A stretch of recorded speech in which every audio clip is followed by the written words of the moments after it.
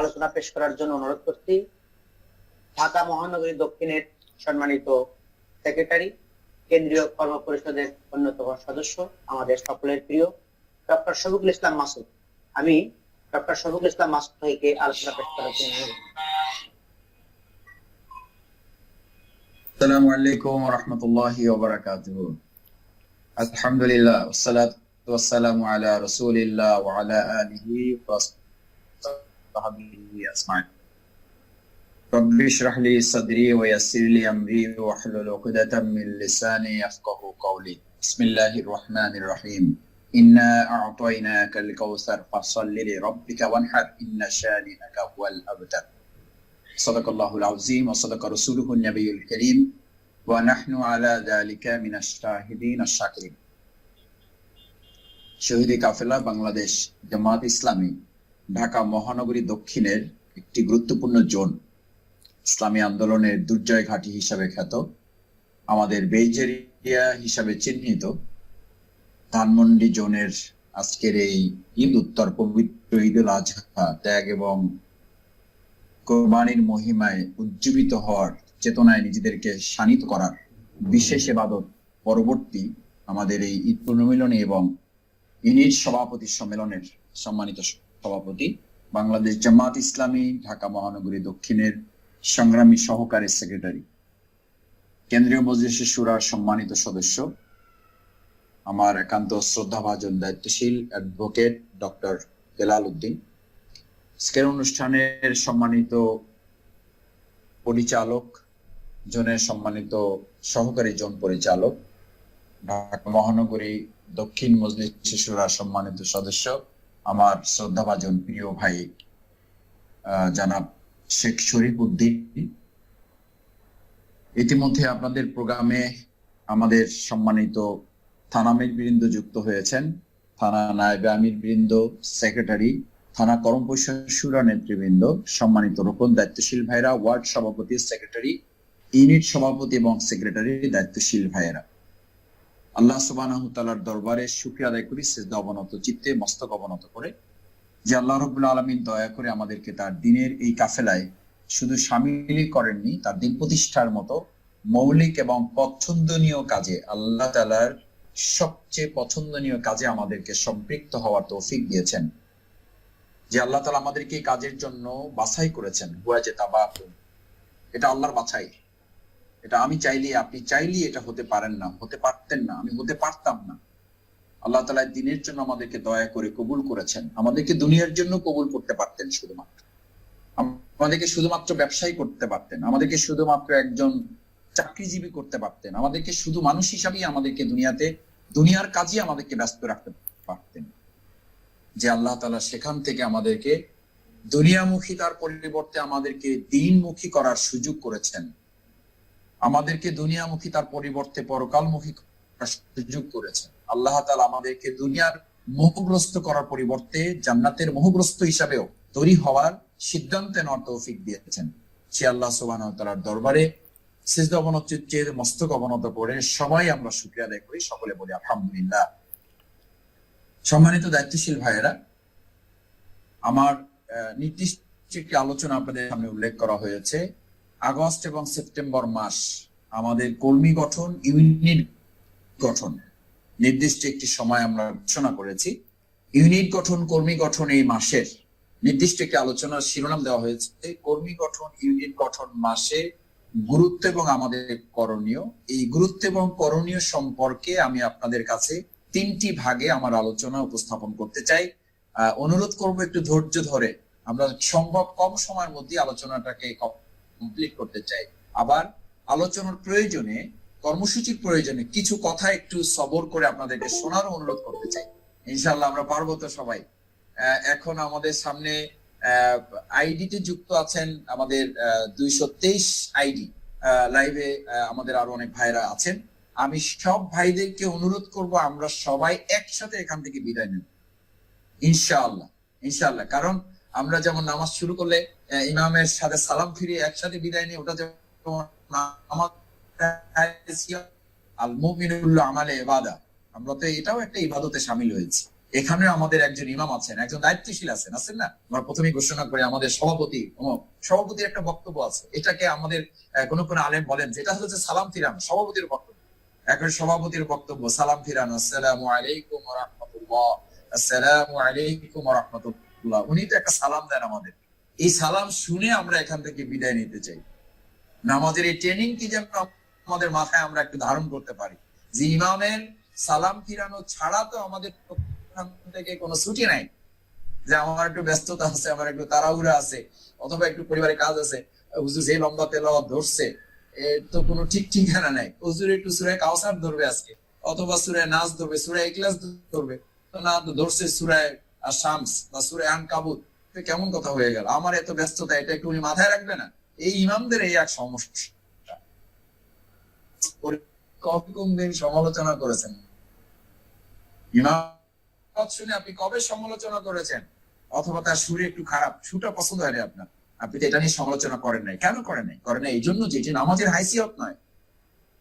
ওটা যেমন ইবাদত, আকিমুদ্দিনে তো এটাও আপনার ইবাদত। ওখানে যখন আরকান হাকাম আছে, আর আকিমুদ্দিন হতে কিছু আরকান হাকাম আল্লাহ তাআলা নির্ধারিত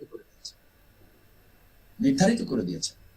আমাদের প্রফেসর মরহুম গোলাম আজম রাহিমাহুল্লাহ বলতেন যে তুমি যখন নামাজের মধ্যে মনোযোগ তৈরি করো, তোমার আকিমুদ্দিনের কোন প্রোগ্রামে যখন তুমি সম্পৃক্ত হও, ওটা কোনো প্রোগ্রাম না, ওটাও ইবাদত। ওখানে তুমি 5টি জিনিস সমান, কাগজ কলম আসলে সবার কাছে। আজকে কোনো বিপ্লবী বক্তৃতা হবে না, কিন্তু মনে করেন না যে মাসুদ ভাই আসছে, হেলাল ভাই আছে, অথবা আরো নেতৃবৃন্দ একটা বিপ্লবী বক্তৃতা দিবে, আমরা সবাই গরম হয়ে এখান থেকে চলে যাবো। গরম যে আছেন, বক্তৃতা শোনার পর ঠান্ডা হয়ে যাওয়ার সম্ভাবনা আছে। কারণ আজকের আলোচনা একটি নিরস আলোচনা, এটা একটু টার্গেট কৃত আলোচনা, তো কিছু পয়েন্ট করে আলোচনা করতে হবে। আশা করি আপনাদের কাজে লাগবে, ইনশাআল্লাহ কাজে লাগবে। বিপ্লবী আলোচনা তো বহু শুনেছেন, আজকে একটু ক্যাটাগরি গেলে আলোচনা শোনেন, একটু পয়েন্ট করে আলোচনা শোনেন,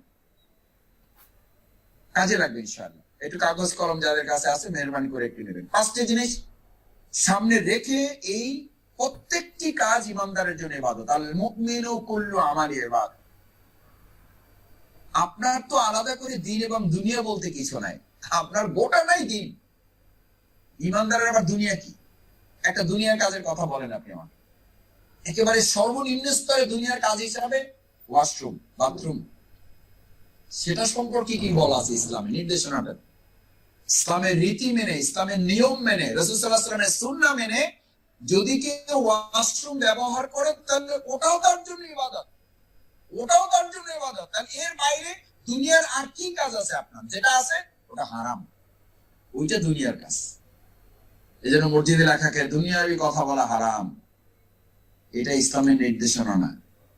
দুনিয়ার সব কথা তো মসজিদেই বলতে হবে। আল্লাহ রাসূল গোটা দুনিয়াটা তো মসজিদে ঢুকাইছেন, দুনিয়াটা তো পরিচালনা করেছেন মসজিদ থেকে। আর এখন আমাদের মসজিদে লিখে দেওয়া আছে দুনিয়াবি কথা বলা হারাম। আমি জানি না তাদের কাছে কি ব্যাখ্যা ঠিক করা আছে। তারা হয়তো বুঝাতে চেয়েছেন যে কথা বলা বাইরে হারাম, সেটা মসজিদে হারাম, যেটা মসজিদে বলা যাবে না সেটা মসজিদের বাইরেও বলা যাবে না। এই জন্যই তো মসজিদের মুসল্লি আর বাইরের চরিত্রটা আলাদা হয়ে গেছে। মসজিদে গেলে আমরা পায়জামা ভাঁজ করি, যেখানে গেলে ভাঁজ করার দরকার নাই সেখানে ভাঁজ করে হাঁটু পর্যন্ত উঠাই, আর যেখানে নামলে ময়লা লাগবে সেখানে ওটা নামাইয়া জমিন পর্যন্ত ছড়াই দিই, যাতে দুনিয়ার সব ময়লা ওটাতে লাগে। উল্টা নীতি মালা। আল মুমিনু কুল্লু আমালি ইবাদা। আপনারা এখন প্রত্যেকই ইবাদতে শামিল আছেন। ইমামের অনুমতি ছাড়া যেমন নামাজ থেকে বিদায় নেওয়া যায় না, আমি আশা করব এখান থেকে সভাপতির অনুমতি ছাড়া, একজন ভাইও শরীর উজর ছাড়া এখান থেকে কেউ আমরা আলাদা হব না ইনশাআল্লাহ। শেষ পর্যন্ত আমরা একসাথে বিদায় নেব। আল মুমিনু কুল্লু আমালি ইবাদা, প্রথম মাথায় নিতে হবে এটা কি ইবাদত। তাহলে ইবাদতে আপনার কাজটা কি, আপনার মূল লক্ষ্যটা কি, আপনি যেখানে আজকে শামিল হয়েছেন টার্গেটটা কি? এরকম ইবাদতে যখন আমরা শামিল হই, প্রত্যেকটা কাজ আমাদের জন্য ইবাদত তুলুন। সেই ইবাদতে ইমানদাররা যেন 5টা কাজকে সামনে রাখে। আমামা রাব্বাহু। আপনাকে শুধু হেলাল ভাই দেখতেছে না, শুধু শফিকুল ইসলাম মাসুদ দেখতেছেন আপনাকে, শেখ শরীফ ভাই দেখতেছে না, আপনার থানা আমির, সেক্রেটারি, নায়েব আমির বিরুদ্ধে আপনাকে দেখতেছে না, মূলত আপনাকে দেখতেছেন আল্লাহ। এই অনুভূতি থাকলেই কেবলমাত্র আপনি ইবাদতে মনোযোগী হবেন, না হলে মনোযোগী হবেন না। তাহলেই কেবলমাত্র ইবাদতটা মজা লাগবে, তাহলেই কেবলমাত্র ইবাদতটা ভালো লাগবে, না হলে এই কাজ করে আপনি শুধু রাজনৈতিক কর্মসূচি মনে হবে, এটা তো সাংগঠনিক কাজ আর কি করলাম, একটা প্রোগ্রাম হইলো, 2 ঘন্টা দিলাম সময়, না দিলে তো আবার শরীফ ভাই কি বলবে, হেলাল ভাই কি বলবে, আমাদের থানা আমির অ্যাডভোকেট জসিম ভাই কি বলবে, আমাদের কমিউনিকেটস থানা আমির নজরুল ভাই যাওয়ার কি বলবে, পরে করবে, এই ঝামেলা যাওয়ার দরকার নেই, তার চেয়ে যুক্ত হয়ে থাকলাম, এরপরে আর অন্যান্য কাজ সেরে ফেললাম। আপনি যদি অন্যান্য কাজ সেরে ফেলেন কেউ দেখবে না, আমরা কেউ দেখতে পাবো না, কিন্তু একজন তো দেখতে পাচ্ছেন, আমামা রব্বাহু। আপনি যদি হেলাল ভাই সামনে বসেন নাই, আপনি ওটা থানা আমির লালবাগের শামীমুল ভাই সামনে বসেন নাই, ইবাদত মানে হচ্ছে একজন ইমানদার প্রথম মাথায় ঢুকাবে আমামা রব্বাহু, আমি আমার রবের সামনে বসেছি। আপনি রবকে দেখতে পান না, কিন্তু রব আপনাকে দেখতে পান, শুধু দেখতে পান না। আনালামু মা তুওয়াসবিসু বিহি নাফসুহু, আপনি যা বলেন নাই করেন নাই কেবল অন্তরে পোষণ করেন, অন্তরে ভাবেন, মনে মনে কল্পনা করেছেন, ওটা আল্লাহ তাআলা জানেন। আনালামু মা তুওয়াসবিসু বিহি নাফসুহু, ওটা আল্লাহ তাআলা জানেন। ওয়া নাহনু আকরাবু ইলাইহি মিন হাবলিল ওয়ারিদ, আপনার রব আপনার থেকে কত দূরে? অনেক দূরে। যেমন এখন গান বের হয়েছে, প্রভু তুমি থাকো আসমানে আমি থাকি জমিনে। আমার মাঝে মধ্যে এই গান নিয়ে আমার একটু হয়, ভালো গানটা, গানের পরবর্তী কথাগুলো ভালো, কিন্তু আল্লাহ তাআলা তো বলেন আমি শুধু আসমানে থাকি না, আমি তোমার সাথে থাকি। ওয়া মাআকুম আইনামা কুনতুম, যখন যেখানে যে অবস্থায় থাকো আমি তোমার সাথে থাকি। ওয়া মাআকুম আইনামা কুনতুম, তোমরা যেখানে থাকো আমি তোমার সাথে থাকি, আমি তোমার সাথে থাকি, আমি তোমাকে দেখি। নাআলামু মা তুওয়াসবিসু বিহি নাফসুহু, যা তুমি এখনো বলো নাই, যা হেলাল ভাই জানে না, যা তোমার থানা আমির জানে না, যা তোমার মহানগরী আমির জানে না, যা তোমার জোন পরিচালক জানে না, যা তোমার ওয়ার্ড সভাপতি জানে না, ইভেন তোমার বেডরুমের সাথী তোমার স্ত্রী যা জানে না, আমি তা জানি। মা ইয়ালফিজু মিন কাউলিন ইল্লা লাদাইহি রাকীবুন আতীদ। তোমার এই সব কিছু শুধু এখানে ভিডিওতে রেকর্ড হয় না, এখানে রেকর্ড হয় না, প্রথম রেকর্ড হয় আমার কাছে, বিটিসিএল ওসি পুদুবের ফোনালা ফাঁস, শাহেদ করিমের ফোনালা ফাঁস, ডাক্তার সাবরিনার ফোনালা ফাঁস, দেখো ফাঁস পাওয়া যায়, শুনতে মজা লাগে না? আস্তে আস্তে বলে, জোরে সম্ভব হয়, তারাও কিন্তু সুরক্ষার ব্যবস্থা করে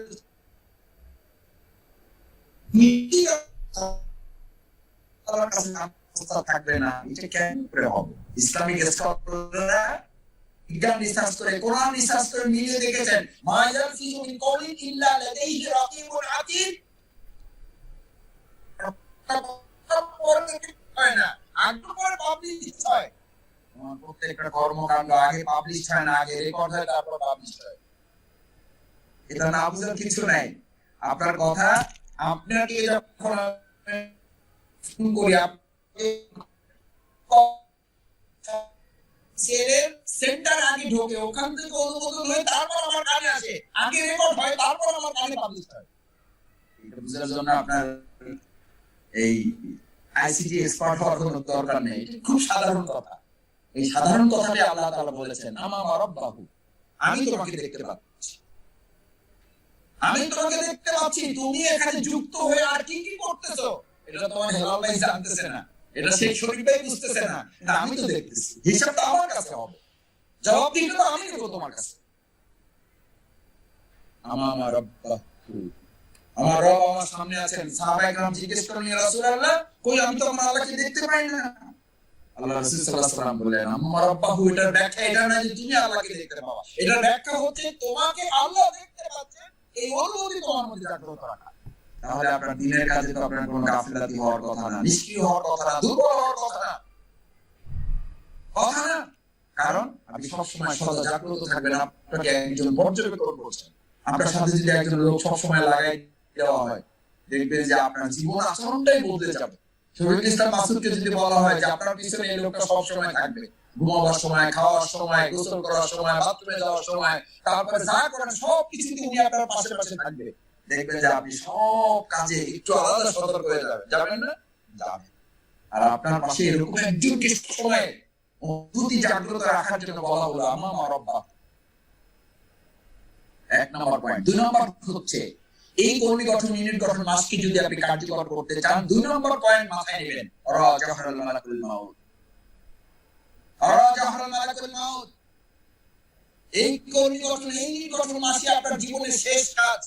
এই আজকের আলোচনা আপনার জীবনের শেষ আলোচনা। এই আজকের এশার নামাজে আপনার জীবনের শেষ এশার নামাজ। ইসলামের কাজটাকে তো এভাবেই পালন করতে বলা হয়েছে। ওয়ারাজাহুল মালাকুল মাউত, আপনার পিছনে সদা অপেক্ষমান আছে মালাকুল মাউত, মৃত্যুর ফেরেশতা, শুধু একটা অর্ডার ফলো করার জন্য। শুধু বলা হবে মত, ব্যাস। ফামাত মাইতাতান মত,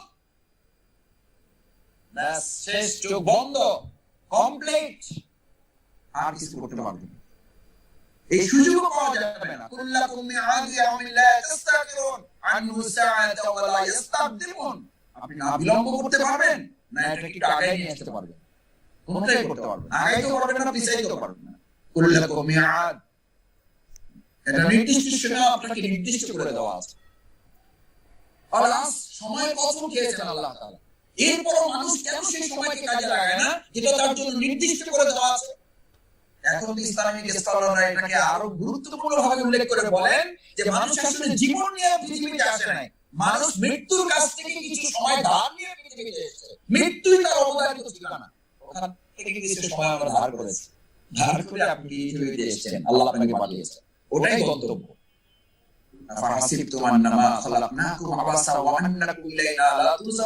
তোমাকে সৃষ্টি করা হয়েছে মানে এটা যে তুমি আর কোনোদিন মরবে না, বরং তুমি মৃত্যুই ছিলা, মৃত্যু থেকে তোমাকে আবার জীবিত করা হয়েছে। আল্লাহ তাআলা সূরা মুলকে কত চমৎকার করে আপনাকে বুঝিয়ে দিয়েছেন, লিয়াবলুয়াকুম আইয়ুকুম আহসানু আমালা, লিয়াবলুয়াকুম আল্লাযী খালাকাল মাউতা ওয়াল হায়াতা, আগে মাউত তারপরে খালাক। তার মানে আপনি মৃত্যুই ছিলেন, আপনি মৃত্যুই ছিলেন, ওখান থেকে আপনাকে জীবিত করা হয়েছে, আবার ওখানে ফিরে যেতে হবে। সেজন্য আল্লাহ তাআলা আগে বলেন নাই আল্লাযী খালাকাল হায়াতা ওয়াল মাউতা, এটা বলেন নাই। আল্লাহ তাআলা আগে বলেন আল্লাযী খালাকাল মাউতা ওয়াল হায়াত, তোমার মৃত্যু এবং জীবন সৃষ্টি করেছে আমি। তার মানে মৃত্যু তিনি আগে সৃষ্টি করেছেন, তারপর আপনাকে জীবিত করতে আবার ওখানে ফিরে যেতে হবে। তার মানে এটা কেন আপনি উপলব্ধিতে নেবেন? এই জন্য নেবেন না যে আপনি তো আরো কত বছর বেঁচে থাকবেন, এরকম কর্মী গঠন, ইউনিট গঠন মাস কত আসবে যাবে, কত সুযোগ আসবে, তখন করে নেবেন। এখন করোনা সংকটের মধ্যে আমি বুঝলাম না যে জামাত ইসলামী আসলে চিন্তাটা কি, মানুষ খায় পড়ে বাঁচতেছে না, এর মধ্যে আবার কর্মী গঠন, ইউনিট গঠন মাস। এটা তো একটু করোনা সংকট যাওয়ার পরেও তো করতে পারতেন বেলাল ভাই, নাকি? আপনারা তো একটু বিবেচনাও করবেন পরিস্থিতিটা। মানুষের চাকরি নাই, ব্যবসা নাই, রুটি রুজির সন্ধানে মানুষ বেপরোয়া,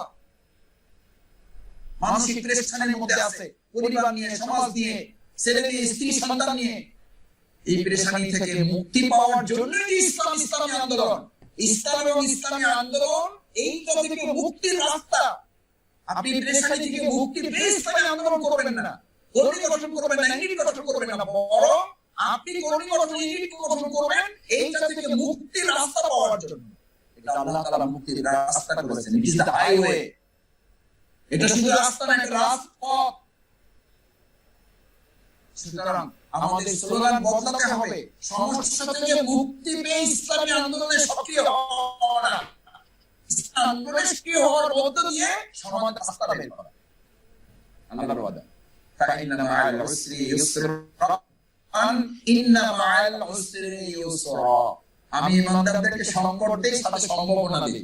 আর ইসলামিক স্কলার, মুফাসসিরগণ, মুহাদ্দিসগণ, মুফতিগণ বলেন ইমানদারদের কাছে আগে সংকটটা দৃশ্যমান হয়, আল্লাহর কাছে আগেই সম্ভাবনা তৈরি হয়ে থাকে। উদাহরণ দিলে বুঝবেন, ভালো করে বুঝবেন। এই যে তথ্য প্রযুক্তি আগেও ছিল, আমরা কি এইভাবে উপলব্ধি নিয়েছি যে এরকম একটা সংকট তৈরি হবে, গোটা পৃথিবী অবরুদ্ধ হয়ে যাবে, একটা রাস্তা আমাদের জন্য খুলে যাবে। আগে আমরা প্রোগ্রাম করতাম দিনে 2টা, এখন দিনে প্রোগ্রাম করে 10টা। আল্লাহ যে আল্লাহ সংকট দিয়েছেন, সেই আল্লাহ আপনার জন্য সম্ভাবনার রাস্তাটা খুলে দিয়েছেন না কেন? আজকে এখানে আমরা এখন পর্যন্ত 229 জন ভাই আইডি তে যুক্ত আছেন, আরো অনেক ভাই এখানে আছেন। আর আমরা 20 জনের উপর তো প্রোগ্রাম করতে পারতাম না। 20 জন প্রোগ্রাম করতে হলে আগে আমাদের এক সপ্তাহ আগে টার্গেট দিতে হবে, কোথায় বসবো, সিকিউরিটি কি হবে, ইনফরমেশন ঠিকঠাক থাকছে কিনা, তারপর যত কম সময় পারা যায় প্রোগ্রাম শেষ করতে হবে। আর এখন তো 7:30 শুরু করছি, কি কখন শেষ হবে ঠিক নাই,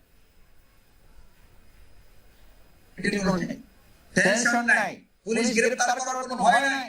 আল্লাহ তাআলা আপনাকে সংকট দিয়েছেন, কি দিয়েছেন? ইন্না মা'আল উসরি ইউসরা, সম্ভাবনা দিয়েছেন। সম্ভাবনাটা আগে তৈরি ছিল, সংকটটা পরে আমার কাছে দৃশ্যমান হয়েছে। সুতরাং আপনাকে মাথায় নিতে হবে এটা যে সংকট শেষ ইসলামী আন্দোলন না, বরং ইসলামী আন্দোলন সংকটটাকে শেষ করে সমাধানের রাস্তা আপনাকে তৈরি করে দেয়। সেটার জন্য কর্মী গঠন, ইউনিট গঠন মাসটাকে বরং সিরিয়াসলি নিতে হবে। সিরিয়াসলি নেবেন, সাথে আরো দুটো নেবেন। কাগজ কলম লিখতেছেন তো নিশ্চয়ই। সিরিয়াসলি নেবেন, সিনসিয়ারলি নেবেন, সিক্রেটলি নেবেন। কর্মী গঠন, ইউনিট গঠন মাসটাকে 3 ভাগে নেবেন। সিরিয়াসলি নেবেন, সিরিয়াসনেস। সিরিয়াসনেস কি কখন হয় মানুষ? আপনি কিসের ব্যাপারে সবচেয়ে সিরিয়াস? আপনার জীবনের একটা সিরিয়াস ঘটনার কথা বলি, সেটা হলো আপনি অক্সিজেন গ্রহণ করা। এটা আপনি এটার ব্যাপারে সিরিয়াস না মোটামুটি নরমাল আছেন, এটা নিলে নিলাম, অক্সিজেন না নিলে নাই। ব্যস্ততার মধ্যে অনেক সময় পারি, অনেক সময় পারি না। এরকম আছেন কে কে এখানে যে ব্যস্ততার কারণে অক্সিজেন গ্রহণ করার মাঝে মধ্যে ভুলে যান? আপনার অক্সিজেনের ব্যাপারে আপনি কেমন সিরিয়াস? আমাদের সেদিন একজন ডাক্তারদের একটা প্রোগ্রামে বলছে যে ভাই, আসলে আমরা এই যে রোগী টুগী দেখে পেশাগত দায়িত্ব পালন করে আসলে আমাদের সময় দেওয়াটা কঠিন হয়ে যায়।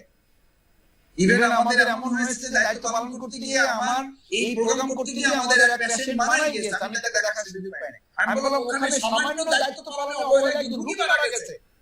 পেশাগত দায়িত্ব পালনে সামান্য অবহেলায় কিন্তু রোগী মারা গেছে। আর আপনার দিন প্রতিষ্ঠার দায়িত্ব পালনে সামান্য অবহেলা আপনার ইমান চলে যায়, আপনার জীবন চলে গেছে, আপনার ইমান চলে যাবে। আপনি তো আজকের প্রোগ্রামে ওটা নিয়ে প্রশ্ন তোলার আগে প্রশ্ন শুনবেন যে ভাই আমাকে পরামর্শ দেন। আপনার কাছে রোগী অনেক বেশি আসছে, তো আপনি মন খারাপ করেন না, বরং আনন্দিত হন। আলহামদুলিল্লাহ, রোগীর চাপ কোন ডাক্তার, পৃথিবীর কোন ডাক্তার রোগী বেশি পাওয়ার কারণে মন খারাপ করেছে যে আমার এত রোগী সামলাই আর লইতে পারি না ভাই, বাদ দিয়ে দিস, চেম্বার ক্লোজ। এত রোগী আর দেখতে ইচ্ছা করে না, বরং রোগী না থাকলে মন খারাপ, ব্যবসা খারাপ, ব্যবসা মন্দা, আজকে রোগী কম এসেছে। আর ইসলামী আন্দোলনে কাজের একটু চাপ আসলে আপনি হয়ে যান। এর তো চাপ সামলানো যায়, চাপ তো ওখানে একটা সামলাবেন, এটা সামলাবেন, সার্কুলার পর সার্কুলার আসবে। আলহামদুলিল্লাহ, আয়াত নাযিল হলে সাহাবায়ে আনন্দে উল্লাসিত হতেন, ঈদ লেগে যেত তাদের। আর আমাদের কাছে সার্কুলার একটা আসলে আবার একটা সার্কুলার আসে, জরুরি ফান্ড দিতে হবে, আবার সার্কুলার আসে, যাকাত দিতে হবে, আবার সার্কুলার আসে, কোরবানি কয় কেজি গোশত বিতরণ করেছেন, কতজন করেছেন, তার মধ্যে আমাদের কত, সাধারণ কত। হিসাব নিকাশ ভাই আপনারাও পারেন, এত সার্কুলার দেওয়া লাগে ভাই। সার্কুলার আসলে আপনার মনটা খারাপ হয়ে যায়, টেনশন লাগে, এত সার্কুলার দেওয়া ভাই, একটু কমাই দিয়েন তো ভাই। আবার একটা মাস ঘোষণা করছেন, খায় বলে জীবন বাঁচে না মানুষের, তার মধ্যে আবার কর্মী ঘোষণা, ইউনিট ঘোষণা। আল্লাহ তাআলা বলেন ফাআম্মা মান আ'তা ওয়াত্তাকা ওয়াসাদ্দাকা বিল হুসনা। তোমার সিরিয়াস তোমার অক্সিজেনের ব্যাপারে যেমন, তোমার অক্সিজেন না থাকলে তোমার জীবন বাঁচে না, আর আকিমুদ্দিনের ব্যাপারে ওরকম সিরিয়াসনেস না থাকলে তোমার ঈমানই তো বাঁচে না, তোমার ঈমানই তো বাঁচে না। এটার নাম সিরিয়াসনেস। আল্লাহ রাসূল সাল্লাল্লাহু আলাইহি ওয়াসাল্লামের সিরিয়াসনেসটা কেমন ছিল? বিবি খাদিজা রাদিয়াল্লাহু তাআলা আনহা ফাইনান্সিয়াল গার্ডিয়ান ইন্তেকাল করেছেন, পলিটিক্যাল গার্ডিয়ান আবু তালেব চাচা ইন্তেকাল করেছেন, পলিটিক্যাল গার্ডিয়ান রাজনৈতিক গার্ডিয়ান ইন্তেকাল করেছেন, ফাইনান্সিয়াল গার্ডিয়ান খাদিজা রাদিয়াল্লাহু তাআলা আনহা ইন্তেকাল করেছেন। এবার সমস্ত মুশরিক কাফেররা মনে করলো যে রাসূলকে দুর্বল করার এটা একটা সবচেয়ে সুযোগ, গ্রাহ করে বলল এবার সিদ্ধান্ত নাও কি করবা। আল্লাহ রাসূল সাল্লাল্লাহু আলাইহি ওয়াসাল্লামের সিরিয়াসনেসটা কেমন ছিল? যতই সংকটের কথা তোমরা আমাকে শোনাও না কেন, কোন সংকটের কথা শুনে লাভ নাই। আমি যে কাজের সিদ্ধান্ত আমাকে দেওয়া হয়েছে, ওয়াসাদ্দাকা বিল হুসনা, আমার রবের পক্ষ থেকে যে সত্য পথের সন্ধান আমাকে দেওয়া হয়েছে, এই সত্য পথ থেকে যদি এক হাতে চন্দ্র আর এক হাতে সূর্য এনে দাও, তারপর এখান থেকে এক চুল পরিমাণ আমাকে সরাতে পারবে। এটার নাম সিরিয়াসনেস। সিরিয়াসলি নেওয়া, নিয়েছেন কিনা? সিরিয়াসলি যদি নেন তাহলে পরের কাজ নিতে হবে। কেবল রাখতে হবে যে কিন্তু আমি একটু ব্যস্ত থাকবো, এবারে একটা আমার কাছে কম সময় আছে, বেরানোর সময় এবার কম হবে, এবার কিন্তু একটু কম সময় দিতে হবে। সন্তানদেরকে বলে রাখা, বাবারা এবার কিন্তু তোমাদেরকে কম সময় দিতে হবে, আত্মীয়স্বজনদেরকে বলে রাখা, আপনাদেরকে সময় দিব কিন্তু এবার কিন্তু টার্গেট করে সময় দিব। আমরা যেটা প্রোগ্রাম করব আপনাদের নিয়ে, এবার কিন্তু একটু আসবেন, যদি না আসেন তাহলে আমরা একটু তথ্য প্রযুক্তিতে আমরা সবাই সম্পৃক্ত হব, সংযুক্ত হব। আমরা দুটো প্রোগ্রাম করব। ব্যবসা প্রতিষ্ঠান হলে এবার পার্টনারকে বলে রাখেন যে আমি 2 মাস কিন্তু কম সময় দিতে পারবো। চাকরি বলে ঊর্ধ্বতন কর্তৃপক্ষ যার সাথে সম্পর্ক আছে তাকে বলে রাখবেন যে স্যার অন্য সময় আমি বেশি সময় দেই, এই 2টা মাস আমি একটু কম সময় দিব, মাঝে মধ্যে একটু আমাকে রুখসাত দেন স্যার, একটু দিয়েন স্যার, আপনার জন্য দোয়া করব। এটার নাম সিরিয়াসনেস। এই প্রস্তুতি কি আপনি নিতে পেরেছেন? যদি নিতে পারেন তাহলে কর্মী গঠন সফল হবে, না হলে সফল করতে পারবেন না।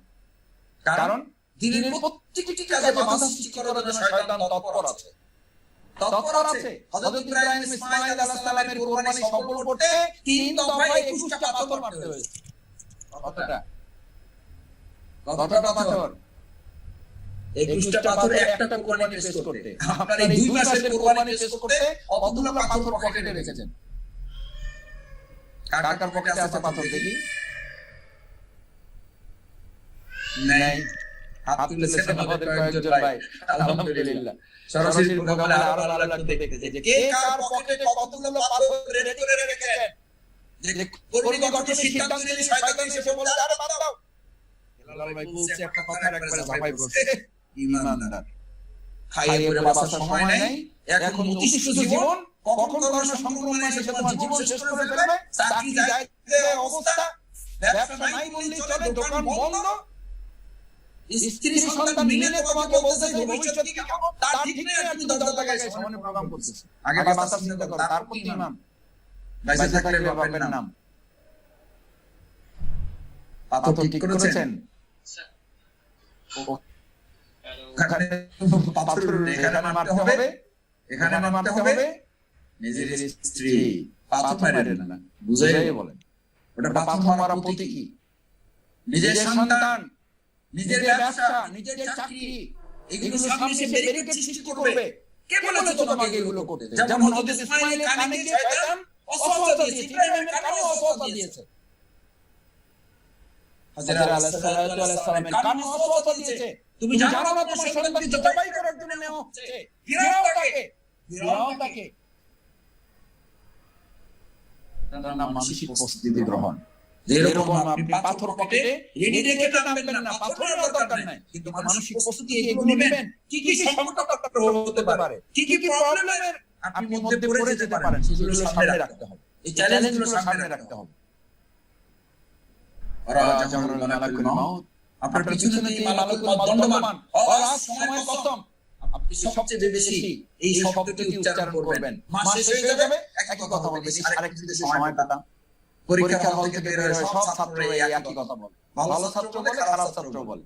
পরীক্ষার হল থেকে বের হয়ে প্রথমে শব্দটা উচ্চারণ করে, ইস আরেকটু যদি সময় পেতাম তাহলে কাম হয়ে যেত। সবাই বলে, আপনিও বলবেন, কিয়ামতের মাঠেও সব লোকেরা এটা বলবে। কোরআনে 13 জায়গায় এই শব্দ ব্যবহার করা হয়েছে, ইয়া লাইতানি কদ্দামতু লি হায়াতি, আমার এই জীবনের জন্য যদি আগাম কিছু পাঠাতাম, কর্মী বৃদ্ধি করে আসতাম, ইউনিট বৃদ্ধি করে আসতাম, সুদি সুবাদকে বৃদ্ধি করে আসতাম, ইয়ানততা বৃদ্ধি করে আসতাম, তাহলে তো আমার চোখ বন্ধ হয়ে গেছে, আমার আমল বন্ধ হয়ে গেছে। কিন্তু হাইয়ের এই সাদাকায়ে জারিয়ার আমল তো আমার জন্য জারি আছে, আলহামদুলিল্লাহ। আমার দুনিয়ার সব কাজ বন্ধ, কিন্তু আমার আমল চালু আছে। সেই আমলের নাম কর্মী বৃদ্ধি, সেই আমলের নাম ইউনিট বৃদ্ধি। আপনি একজন লোক কত বছর বেঁচে কত ইবাদত করতে পারবেন? আপনি এমন একজন ইমানদার, মানবিক দুর্বলতার কারণে কিন্তু প্রতিদিন চাইলে আপনি তাহাজ্জুদ করতে পারেন না, অসুস্থতার কারণে তো কোনদিন বাদ যায়। কিন্তু আপনি যদি এরকম 50 জন কর্মী বৃদ্ধি করতে পারেন, পালাক্রমে প্রতিদিন কেউ না কেউ করে, তাহলে সেই কর্মী বৃদ্ধির ওই তাহাজ্জুদের সওয়াব আপনার আমলনামায় মৃত্যুর পরেও আপনার জন্য জারি থাকবে।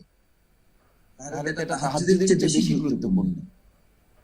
আল্লাহ রাসূল সাল্লাল্লাহু আলাইহি ওয়াসাল্লাম সেই কথা আল্লাহ স্মরণ করে বলেছেন, এটা কেমন গুরুত্বপূর্ণ। সূরা মুজাম্মিল ভালো করে তাফসীর পড়ুন, পড়েছেন আপনারা, শুধু রিমাইন্ড করছি, আপনাদের স্মরণ করে দিচ্ছি। কর্মী গঠনের তাৎপর্য, গুরুত্বটা আপনি সিরিয়াসলি মাথায় নিতে পেরেছেন। তাহাজ্জুদের চেয়ে বেশি কিনা, নফল নামাজের চেয়ে বেশি কিনা, আপনি নফল রোজা রাখতে এক রোজায় রাখতে পারবেন, একা 365 দিনে 5 দিন বাদ দিলে 360 দিন রোজা রেখে কিছু 66 দিন রোজা রাখতে পারবেন না। কিন্তু আপনার যদি এরকম কিছু কর্মী হাতে তৈরি করা থাকে, আপনার দাওয়াতে যদি এরকম কিছু মানুষ তৈরি হয় যে আপনার এই আমলের চেয়ে অতিরিক্ত আমল করবে, সেই আমলগুলো আপনার আমলে যোগ হবে। আপনি মৃত্যুবরণ করার পরও তো আপনার আমলনামায় সেগুলো যুক্ত হতে থাকে। তাহলে কর্মী বৃদ্ধি করা মানে আল্লাহ রাসূল সাল্লাল্লাহু আলাইহি ওয়াসাল্লামকে আল্লাহ তাআলা ট্রেনিং হিসেবে শিখিয়ে দিচ্ছেন, রাতিলিল কুরআন তারতিলা ইন্না সানকি আলাইকা কাওলান সাকিল ইন্না নাশিয়াতাল লাইলি হিয়া আশাদ্দু আতওয়া ওয়া আকওয়ামু কিল ইন্না লাকা ফিন নাহারি সাবহান তাবিল ওয়া তাবাত্তাল ইলাইহি তাবতিল। মনে আছে এই আয়াত মুখস্থ আছে আপনাদের অনেকের। আল্লাহ রাসূল সাল্লাল্লাহু আলাইহি ওয়াসাল্লামকে বলা হচ্ছে ইন্না সানকি আলাইকা কাওলান সাকিল, এটা একটা গুরুত্বপূর্ণ চ্যালেঞ্জ আপনাকে নিতে হবে, এই পয়েন্টটা আপনাকে নিতে হবে। মানুষ তৈরির এই কাজ তাহাজ্জুদের চেয়েও কঠিন, মানুষ তৈরির এই কাজ নফল রোজা রাখার চেয়েও কঠিন, মানুষ তৈরির এই কাজ হজ করার চেয়েও কঠিন, মানুষ তৈরির এই কাজ যুদ্ধের ময়দানে শহীদ হয়ে যাওয়ার চেয়েও কঠিন কাজ। রিসালাতের দায়িত্বের কাজ, এটা নবুয়তওয়ালা কাজ, এটা নবুয়তের দায়িত্ব, রিসালাতের দায়িত্ব। আল্লাহ রাসূল সাল্লাল্লাহু আলাইহি ওয়াসাল্লাম এই কাজ করতে গিয়ে যুদ্ধ করেছেন, এই কাজ করতে গিয়ে তান্ডা মোবারক শহীদ হয়েছেন, এই কাজ করতে গিয়ে তায়েফ ময়দানে জুতা রক্তে মোবারক, জুতা মোবারক আটকে গিয়েছে এই লোক তৈরির কাজ করতে গিয়ে। সেই কাজটার নাম বলা হয় ইন্না সানুকি আলাইকা কাওলান সাকিল। একজন সাধারণ মানুষকে সহযোগিতা করা, একজন সহযোগীকে সক্রিয় সহযোগিতা করা, একজন সক্রিয় সহযোগীকে কর্মী করা, এই কাজটি আপনার জন্য সহজ নয়, কঠিন কাজ। এই যে তৃণমূলের কাজ, তৃণমূলের যে কোনো কাজ একটু কঠিন, সেই কঠিন কাজটাই সহজ হবে যখন এটা নিয়ে আপনি সিরিয়াস হতে পারবেন। তখন আল্লাহ সিরুহু লিইউসা, আমি তো তোমার জন্য সহজ করে দেব, এই কাজটা তোমার জন্য সহজ করে দেব যখন তুমি সিদ্ধান্ত নিবা। যখন তুমি সিদ্ধান্ত নিবা না, ঈসা আলাইহিস সালাম যখন সিদ্ধান্ত নিয়েছে তখন তার জন্য সাতটা দরজা খোলার ব্যবস্থা আল্লাহ করে দিয়েছে। সে আল্লাহ আমাদের আছেন নাকি? আছেন তো?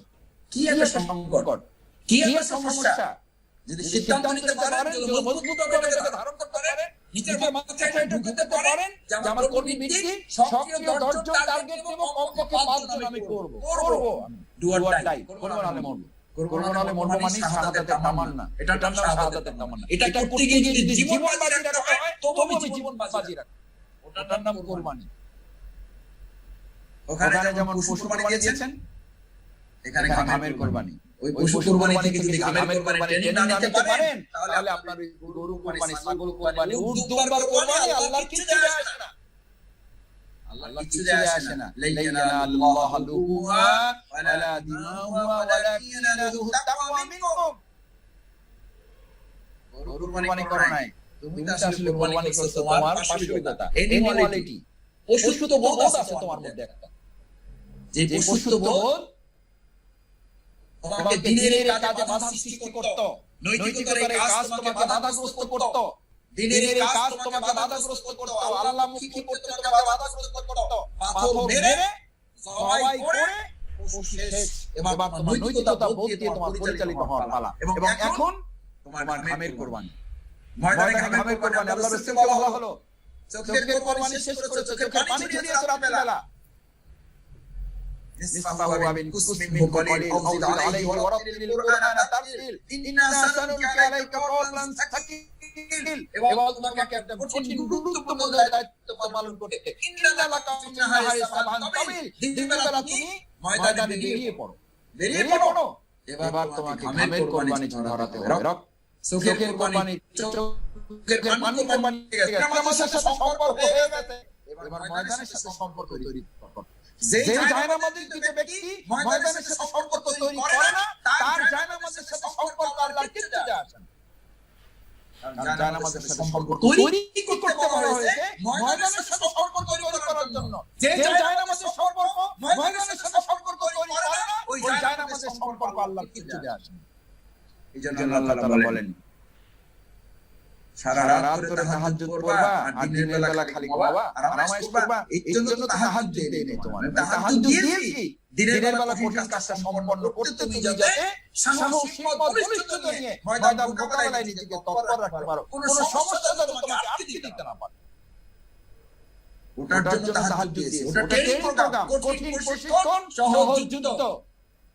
সেনাবাহিনীর দেয়ালে লেখা আছে উত্তরে যাবেন, গাড়ি ঢুকবে, দেখবেন দেয়ালে লেখা আছে কঠিন প্রশিক্ষণ, সহজ যুদ্ধ।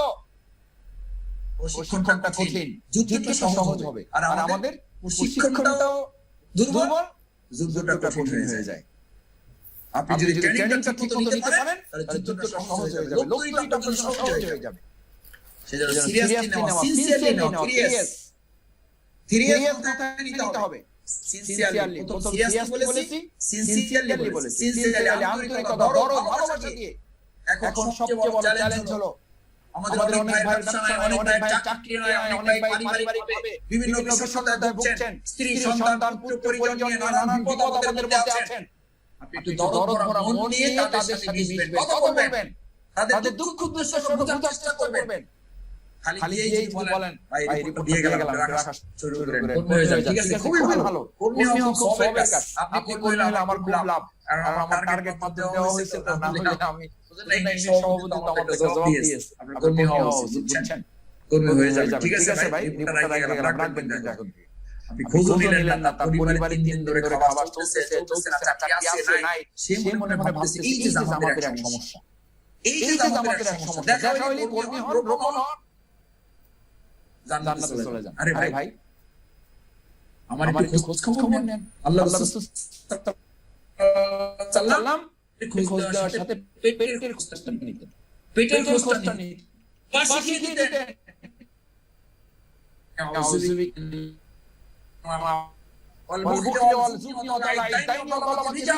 আল্লাহ যেন তোমাকে সমস্ত বিপদ মুসিবত থেকে হেফাজত করেন। আল্লাহ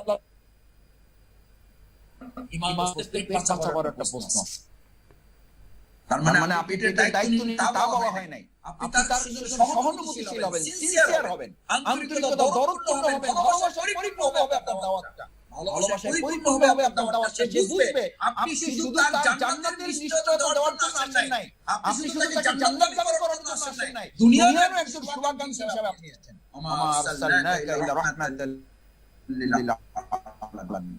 আল্লাহ রাসূল সাল্লাল্লাহু আলাইহি ওয়াসাল্লামকে এই উপাধি রহমত, তুমি মানুষের জন্য রহমত, দয়া। আপনি নবীর কাজ, রাসূল সাল্লাল্লাহু আলাইহি ওয়াসাল্লামের দায়িত্ব আপনি পালন করছেন। সিনসিয়ারলি, আন্তরিকতা, দরদ, ভালোবাসা নিয়ে আপনার মধ্যে দুইটা পাওয়ার আছে, দুইটা পাওয়ার আছে। এবার আপনি কোন পাওয়ারের অধিকারী আপনি চিন্তা করেন। একটা নাম হলো আয়রনিক পাওয়ার, আর একটা নাম হলো ম্যাগনেটিক পাওয়ার। দুটাই শক্তি, একটা হলো লৌহ শক্তি, আর একটা হলো চুম্বকীয় শক্তি। একটা আঘাত করে আর একটা আকর্ষণ করে, একটা ইফেক্ট করে আর একটা অ্যাটাক করে। আপনি কোন দায়িত্বশীল?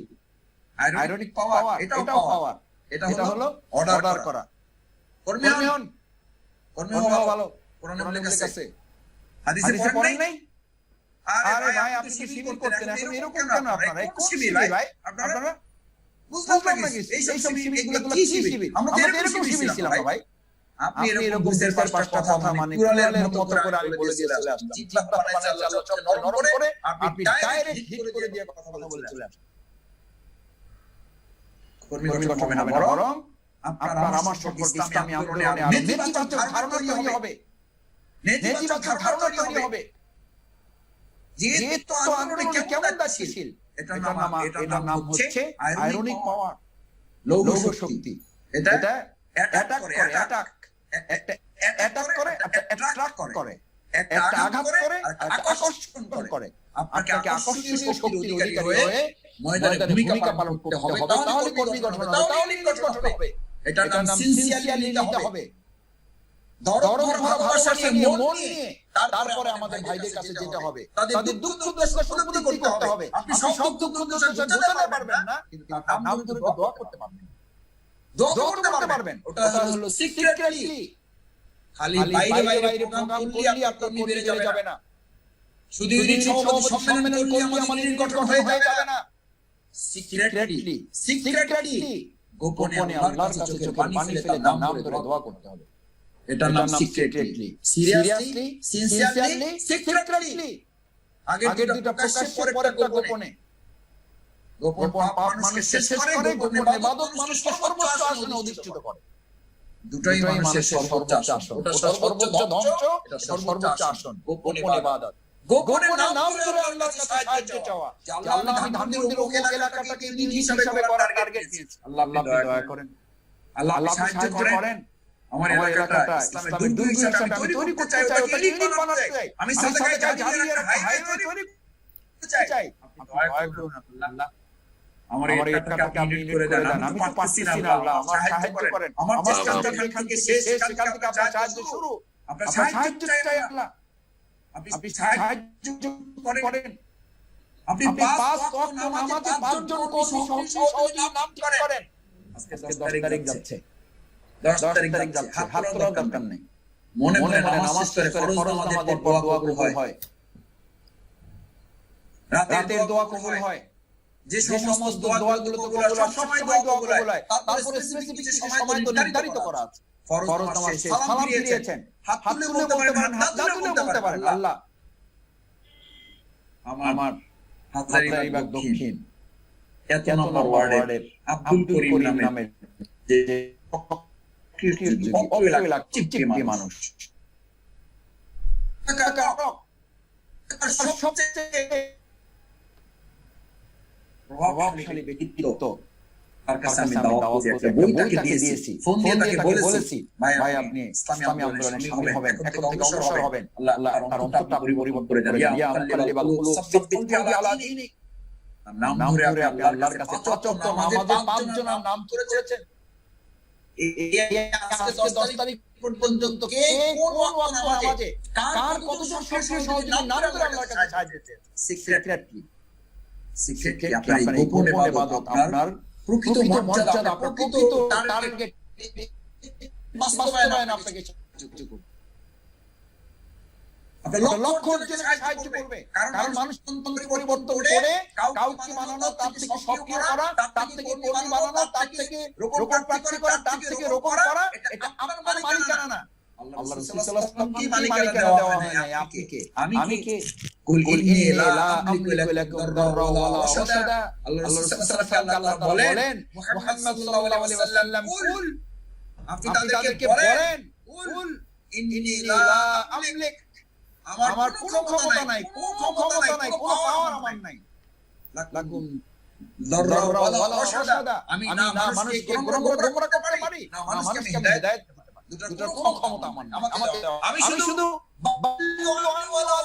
আমি তাদের শুধু মেসেজটা পৌঁছাতে পারি, আমি শুধু চেষ্টা করতে পারি। তারপরে চূড়ান্ত সিদ্ধান্ত ফায়সালা আল্লাহর কাছে। কে নাম ঠিক করেছেন, কোন নামাজে কার জন্য দোয়া করবেন, তাহাজ্জুদে কার জন্য দোয়া করবেন, নফল রাকাত নামাজ পড়ে কার জন্য দোয়া করবেন, ফরজ নামাজ শেষ করে কার জন্য নাম ধরে দোয়া করবেন, কোন এলাকার নাম ধরে ইউনিট গঠনের জন্য দোয়া করবেন, কার ঠিক হয়েছে, কে কি পরিকল্পনা গ্রহণ করেছেন, এই চেষ্টা পর্যন্ত আপনি করবেন, এই সিদ্ধান্ত কে গ্রহণ করেছেন। তাহলে আপনার পরিকল্পনা বাস্তবায়ন, আপনার টার্গেট বাস্তবায়ন হবে, আপনার পরিকল্পনাটা তখন চূড়ান্ত হবে। আপনি যা চান তা তো হবে না, আল্লাহ যা চান তাই হবে। তাহলে আল্লাহ যা চান সেটা তো আল্লাহর কাছে আপনাকে চাইতে হবে। আল্লাহ আমি এটা চাই, এটা আপনি আমার জন্য চান, আপনি এটা আমার জন্য বাস্তবায়ন সহজ করে দেন, এটা আপনি আমার জন্য সহজ করে দেন। সেজন্য আপনার সিক্রেটলি এই চিন্তাগুলো আপনার ভিতরে টার্গেট করে ব্যক্তির কাছে স্বাস্থ্য সুরক্ষা বিধি মেনে কোথাও বোর্ডে উপস্থিত হতে হবে। বাকি তথ্য প্রযুক্তির মাধ্যমে তাদেরকে কানেক্ট করে তাদেরকে এটা বুঝতে দিতে হবে, তাদের মেসেজটা পৌঁছাতে হবে। আজকের আধুনিক তথ্য প্রযুক্তির এই যুগে, আমাদের এই ফিতনার যুগে, আধুনিক জাহিলিয়াতের যুগে বিচ্ছিন্ন থাকা মানে ধ্বংসের দ্বারপ্রান্তে নিচে ঠেলে দেওয়া। আপনি বিচ্ছিন্ন থাকতে পারেন না, বিচ্ছিন্ন থাকার কোনো সুযোগ আপনার হাতে নেই, আপনার কাছে অবকাশ নেই। বিচ্ছিন্ন থাকা মানে আপনি সিংহের থাবার মধ্যে পড়ে যাওয়া। আল্লাহ রাসূল সাল্লাল্লাহু আলাইহি ওয়াসাল্লামের তো সহিহ হাদিস, সবচেয়ে শক্তিশালী বগিটাও যদি দল থেকে বিচ্ছিন্ন হয়ে পড়ে, তাহলে সবচেয়ে দুর্বল সিংহটাও তাকে হামলা করতে বিলম্ব করে না। আর সবচেয়ে দুর্বল বগিটাও যদি দলবদ্ধ থাকে, সবচেয়ে শক্তিশালী সিংহটাও তাকে সাহস করে। শক্তিশালী সিংহকে শয়তান সে সব সময় অপমান আছে। কখন আপনি বিচ্ছিন্ন হবেন, কখন আপনি বিচ্ছিন্ন হয়ে পড়বেন, কখন আপনি আলাদা জীবন যাপনের সিদ্ধান্ত নেবেন। শয়তান আপনাকে অপমান থেকে আপনাকে থাবা দিয়ে আপনার ঈমানটা নিশ্চিহ্ন করে দেওয়ার জন্য, আপনাকে ফিতনার জগতে ছেড়ে দেওয়ার জন্য। এই কথাটা আমাদের সেই ভাইদের কানে পৌঁছে তাকে আগিয়ে নিয়ে আসার জন্য আপনাকে আস্তে আস্তে পরিকল্পনা করে তার কাছে যেতে হবে। এই চ্যালেঞ্জ আমাকে নিতে হবে। এরপরে টার্গেট নির্ধারণ। টার্গেট নির্ধারণ করবেন কেন? খেলতে নেমে একজন মানুষ বলের দিকে তাকায়, দর্শকদের দিকে তাকায়, না ফিজিক্যাল থাকে, রেফারি যে তার দিকে তাকায়। একজন খেলোয়াড় মাঠে খেলতে নেমে প্রথম কোথায় তাকায়?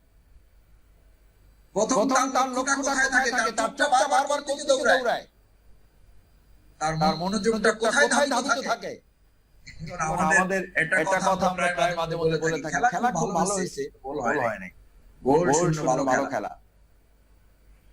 আমাদের মাঝে এরকম হয়, অনেক কাজ করেছে থানা, প্রোগ্রামের প্রোগ্রাম হয়েছে, মেহমান দিয়েছি আমরা। পরে 2 মাসের রিপোর্ট পেশ, কর্মী বৃদ্ধির অর্ধেক হয় নাই, ইউনিট বৃদ্ধির ধারে কাছে যেতে পারি নাই, সহযোগী বৃদ্ধির খবর নাই, নেশাব বৃদ্ধির টার্গেট দেওয়া হয়েছে তার ধারে কাছে যেতে পারি নাই। সব মিলিয়ে যখন বলা হয় যে এই ভাই খেলা তো ভালো হয়েছে কিন্তু গোল তো হয় নাই, হাতে তালি।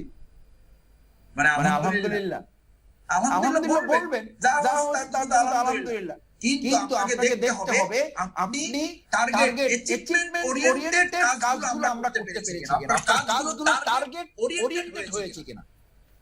টার্গেট নির্ধারণ করা সম্পর্কে তিনটা কথা বলা হয়ে থাকে। You can make plan, you can make decision, you can make preparation. তিনটা target. You can make plan, আপনি একটা পরিকল্পনা নেবেন, টার্গেটটা কি আপনার, কয়টা গোল করতে চান। এই গোল করার জন্য সুযোগ করতে হবে আপনাকে। আপনি কতজন কর্মী বানাতে চান? একজন রকম কমপক্ষে 10 জন সক্রিয় সহযোগী টার্গেট নেবেন, সেটার জন্য সক্রিয় একটা তালিকা তৈরি করবেন। এই তালিকা আপনার তৈরি হয়েছে কিনা? আপনার রিপোর্ট দিয়ে 10 জন সক্রিয় সহযোগী নাম আলাদা করে নাম লিখেছেন কিনা? আজকে 10 তারিখের মধ্যে কাজটা সম্পন্ন হয়েছে কিনা? ইউনিট সভাপতি কমপক্ষে তার ইউনিটে কমপক্ষে 3টা দাওয়াত ইউনিট, কমপক্ষে 2টা ইউনিট বৃদ্ধি করার চেষ্টা করবেন। এই টার্গেট আপনার এলাকা বাছাই হয়েছে কিনা? বাছাই হয়েছে কিনা এটি আপনার। একজন কর্মী কমপক্ষে 5 জন সক্রিয় সহযোগী টার্গেট করবেন, কমপক্ষে 3 জন কর্মী বৃদ্ধি করার চেষ্টা করবেন। এই গোলটা আপনার নির্ধারিত হয়েছে নাকি এমনি খেলা শুরু করেছেন? শুধু খেলতেই আছেন, রিপোর্ট বিতরণ করতেছেন। সেই আলোকে আপনি যদি 10 জন সক্রিয় সহযোগী টার্গেট করেন তাহলে তো কমপক্ষে 20টা রিপোর্ট 20 জনের কাছে আগে পৌঁছাতে হবে। শহীদ আব্দুল কাদের ভাইয়ের একটা কথা আমাদের প্রায় বলতেন যে তোমরা যে খাল পার হতে গিয়ে নদী নালার লোক তোমরা প্রায় সবাই খাল পার হতে গিয়ে যদি কেউ সিদ্ধান্ত নেয় যে আমি কোনো রকম কাদায় পড়ব, তাহলে সে যদি 2 হাত পানিতে পড়বে তাতে কোনো সন্দেহ নেই। মানুষের জীবনে টার্গেট এরকম 99.99% নিয়াতে কথা নাই। তার মানে আপনি টার্গেট যদি নেন যে আমি কমপক্ষে 3 জন করব, টার্গেট নিয়েছেন 3 জন, সব হিসাব নিকাশ করে দেখা যাবে এক খুঁজে পাওয়া যায় না। আরেকজনকে দাওয়াত দিয়েছিলেন, উনি আসলে সাহস করে আগাইতে পারেন নাই। আরেকজনকে দাওয়াত দিয়েছিলেন, শারীরিকভাবে অসুস্থতার কারণে আর যোগাযোগ রাখা হয় না। 3 সমস্যায় শেষ। সেজন্য বলা হয় আপনি যদি খাল পার হতে গিয়ে কোন রকম মাটিতে পড়তে চান তাহলে 2 হাত পরে আপনার টার্গেট নিয়ে লাভটা দিতে হবে। তাহলে কোন রকম কাদায় পড়বেন, কোন রকম কাদায় পড়বেন যদি 2 হাত টার্গেট করেন। আর কোন রকম কাদায় পড়বেন যদি টার্গেট করেন তাহলে যে আপনি পানিতে পড়বেন তাতে কোনো সন্দেহ নেই। তার মানে আপনি ব্যর্থ হবেন, আপনার টার্গেট ব্যর্থ হবে। এইজন্য টার্গেট নির্ধারণে ঠিক টার্গেট নির্ধারণ করা। আমরা বলেছি 2টা ইউনিট করবেন, আপনি 4টা টার্গেট নেবেন। আমরা বলেছি একটা আদর্শ ইউনিট আপনি নির্ধারণ করবেন, আপনি কমপক্ষে 2টা নির্ধারণ করবেন। আমরা বলেছি 10 জন সহযোগী টার্গেট করবেন, কমপক্ষে 5 জন কর্মী করবেন, আপনি কমপক্ষে 20 জন সক্রিয় সহযোগী বাছাই করবেন, কমপক্ষে 4 করে টার্গেট নেবেন। টার্গেট নির্ধারণ ওরিয়েন্টেড, রেজাল্ট মিনিংফুল ওরিয়েন্টেড। সেটা 3টা কাজ করবেন। শর্ট টার্ম, মিড টার্ম, অর্থাৎ তৈরি করবেন। 10 তারিখ থেকে 12 তারিখের মধ্যে, 12 তারিখ থেকে 15 তারিখের মধ্যে এই জোনা বই পৌঁছাতে চাই। রিপোর্ট বই 15 তারিখের মধ্যে রিপোর্ট পৌঁছানোটা কমপ্লিট করতে চাই। আজকে থানা দায়িত্বশীল ভাইয়েরা ইতিমধ্যে এই কাজগুলো কতটুকু সম্পন্ন করেছেন এটা পর্যালোচনা নিজেদের মধ্যে হওয়া দরকার। যে আমার থানার পক্ষ থেকে আমরা 200 কর্মী টার্গেট দিয়েছি, কমপক্ষে 400 রিপোর্ট বই আপনি নিয়েছেন কিনা, 400 রিপোর্ট ওয়ার্ডে ভাগ হয়েছে কিনা, ওয়ার্ডগুলোতে ভাগ হয়ে সেগুলো ইউনিটে পৌঁছেছে কিনা, ইউনিটে রিপোর্ট বইগুলো আপনার সংসদের হাতে পৌঁছার কাজ 15 তারিখের মধ্যে সম্পন্ন করার ক্ষেত্রে শুধু রিপোর্ট পৌঁছানোর একটা স্তর।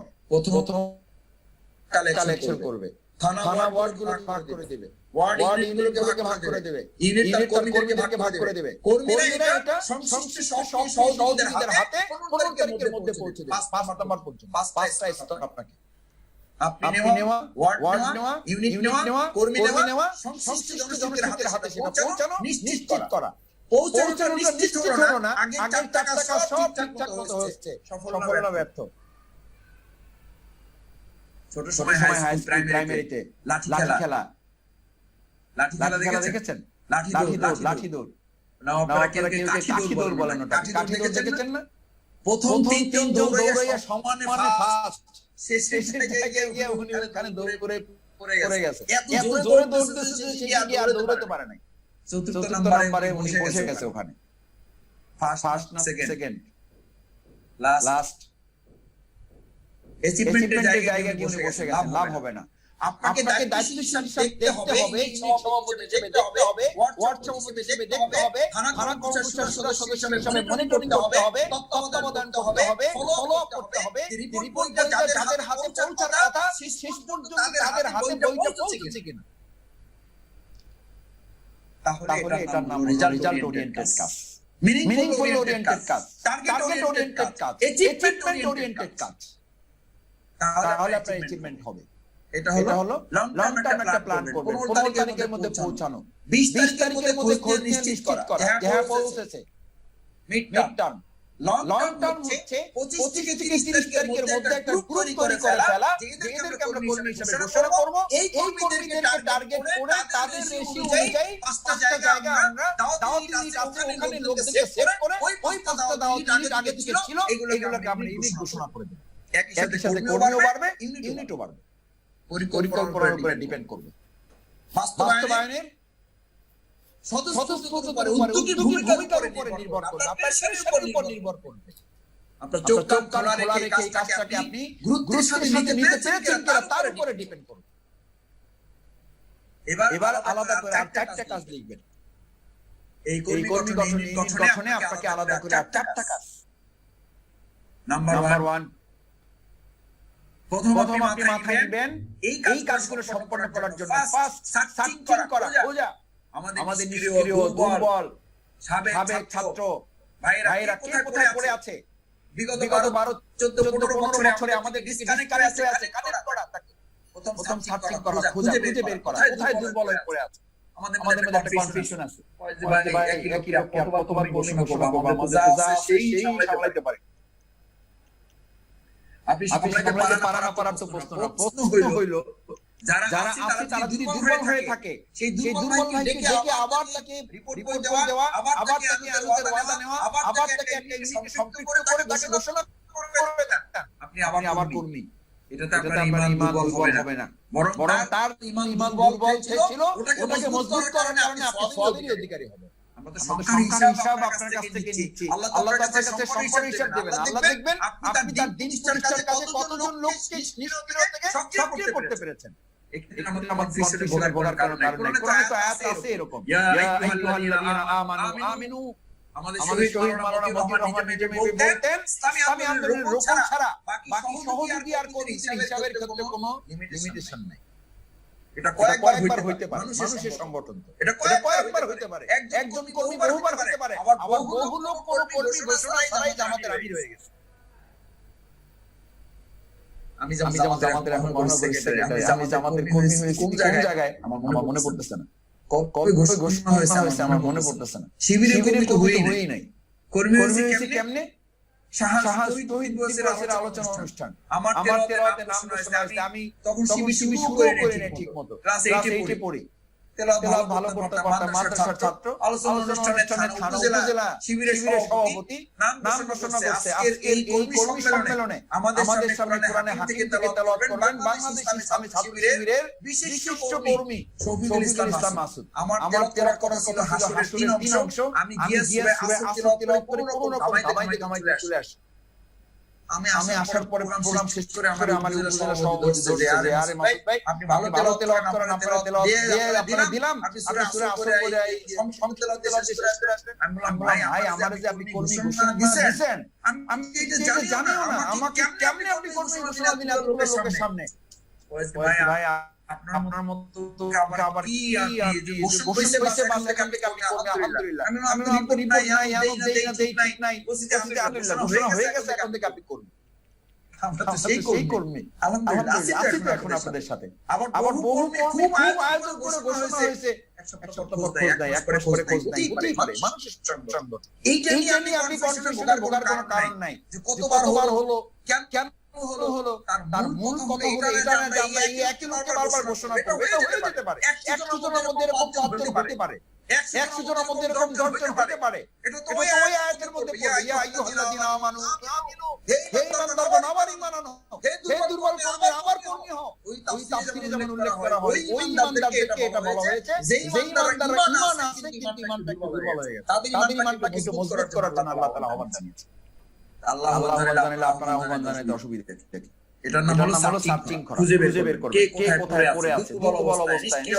অবস্থায় ডিসকানেক্ট অবস্থায় সার্চিং করা খুঁজবেন তালিকা বের করে তালিকার বাইরেও খুঁজবেন পেয়ে যাবেন অসংখ্য ভাই আমাদের ছড়িয়ে ছিটিয়ে আছে অসংখ্য ভাই 4 নাম্বার কাজের 1 নাম্বার কাজ 2 নাম্বার পরিকল্পনা বাস্তবায়নে কানেক্টিং করা সার্চ করে খুঁজে বের করেছেন এবার তাকে কানেক্ট করে দেন একটা ওয়ার্ড একটা ইউনিটে নাম মুখস্থ করে দেন তাকে আমাদের প্রার্থী পর্যন্ত কন্টাক্টে আসি জিজ্ঞেস করলে থানা বলতে পারে এরপর ওয়ার্ড বলতে পারে ওয়ার্ড বলতে পারলে কোনো রকম ইউনিট বলতে পারে ইউনিটের সভাপতিকে তার বলতে পারে আমি বললাম তাহলে কি আপনি সভাপতি বলছেন না ভাই আমিও না বললাম আপনি সভাপতি নাম বলেন তবে আসলে ইউনিটের সাথে আমি সম্পৃক্ত হইনি প্রার্থী হয়ে গেছে এক ইউনিটের সাথে সম্পৃক্ত নাই বা কোনো অর্ডার দায়িত্ব নেই স্পেসিফিক সেজন্য সার্চিং করা কানেক্টিং করা এই জন্য তাকে একটা জবাবদিহির আওতায় রাখা প্রয়োজনে তাকে দায়িত্ব দেওয়া আমরা সার্কুলারে উল্লেখ করেছি প্রয়োজনে তাকে দায়িত্ব দেওয়া দায়িত্ব দিয়ে তাকে একটু বাছাই করা যাচাই করা যে তিনি কতটা জবাবদিহির আওতায় আস্তে নিজেকে কতটা ডিসিপ্লিন করতেছেন কতটা শৃঙ্খলার মধ্যে তিনি নিজেকে প্রবেশ করাতে পারছেন এটা বুঝার জন্য তাকে সুযোগ দেওয়া সার্চিং করা কানেক্টিং করা 3 নাম্বার অপারেটিং অপারেট এবার তাকে একটা বই দেন এবার তাকে ওয়াদা নেন আগে থেকে দেওয়া থাকলে ওয়াদা থাকলে বলেন যে মাঝখানে 6 মাস বাকি একটা হিসাব করে আবার দিয়ে দেন 50 টাকা করে ছিল আচ্ছা দেন 600 300 টাকা হয়তো দেন আপনি যতটুকু পারেন দিয়ে দেন কাফারা হিসেবে দিয়ে দেন আল্লাহ মাফ করবে দিয়ে দেন দেখবেন যে বলবেন ভাই 200 টাকা নেন স্টার্ট করে দেন রানিং করে দেন সচল করে দেন অটোমেশন করে দেন তাকে এটা নাম অপারেট করা তারিয়ানোটা কানেক্ট করে দাও তাকে তারবিয়তি প্রোগ্রামের সাথে সম্পৃক্ত করে দেওয়া তাকে ব্যক্তি রিলেটেড করা না আমাদের একটা বড় প্রবলেম হলো উনি কার কর্মী উনি আব্দুর রহমান ভাইয়ের কর্মী উনি কার কর্মী উনি আব্দুল বাড়ি ভাইয়ের কর্মী উনি কার কর্মী সোহেল ভাইয়ের কর্মী উনি কার কর্মী হেলাল ভাইয়ের কর্মী উনি কার কর্মী মুজাহিদুল ইসলাম শাহিন ভাইয়ের কর্মী উনি কার কর্মী আবুল কাশিম ভাইয়ের কর্মী উনি কার কর্মী মুজিবুর রহমান ভাইয়ের কর্মী উনি কার কর্মী